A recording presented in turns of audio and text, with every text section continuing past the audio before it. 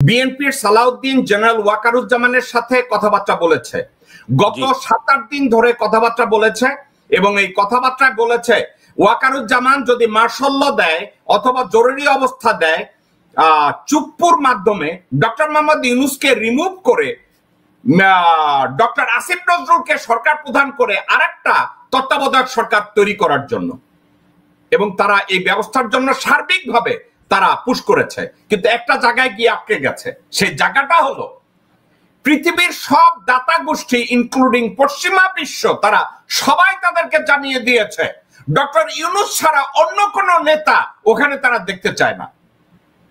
এখন এটা অত্যন্ত সত্যি কথা।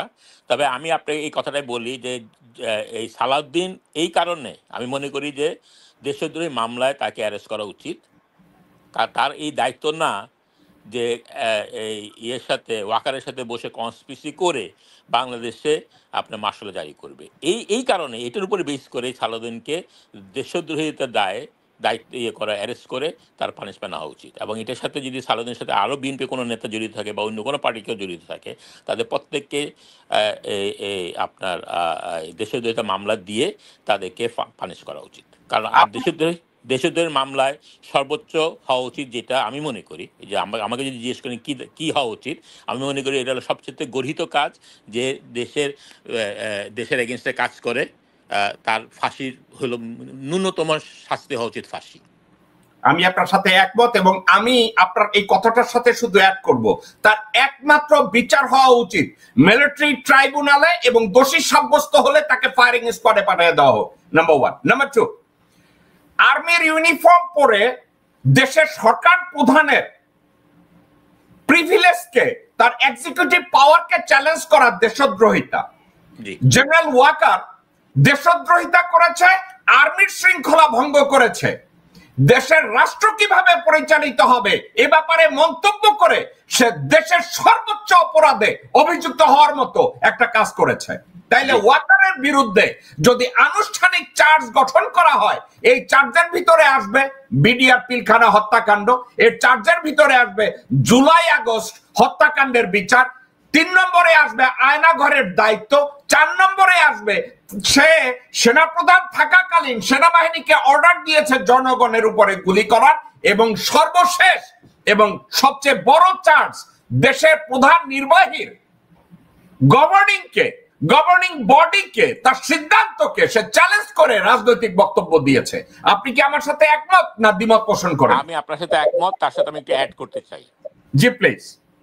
আমি বিশ্বাস করি যে হাসিনাকে, রেহানাকে, তারেক সিদ্দিককে দেশ থেকে পার করে দেওয়ার জন্য যা করছেন দেশের বিরুদ্ধে, এবং দেশ থেকে যে সম্পত্তি, দেশের যে ইম্পর্টেন্ট কাগজপত্র যেগুলো হাসিনা সুটকেস ভর্তি করে নিয়ে গেছে, এগুলো সমস্ত দায়িত্ব ওয়াকারের।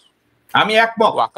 ওয়াকারকে এটার জন্য পানিশমেন্ট দিতে হবে, যে এইটা সে দেশের স্বার্থের এগেনস্টে করেছে। এবং আমি আবারও বলবো, আমি গতকালও বলেছি, আমি বিশ্বাস করি না ওয়াকার বাংলাদেশের হিরো।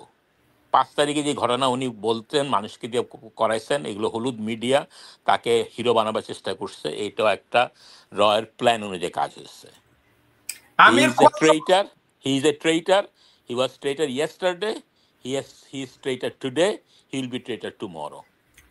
আপনার একজন দর্শক বলেছে আমির খসরু মাহমুদ চৌধুরী ওয়াকারের বক্তব্যকে সমর্থন দিয়ে বিবৃতি দিয়েছে, আপনি কি কিছু বলবেন এটার উপরে?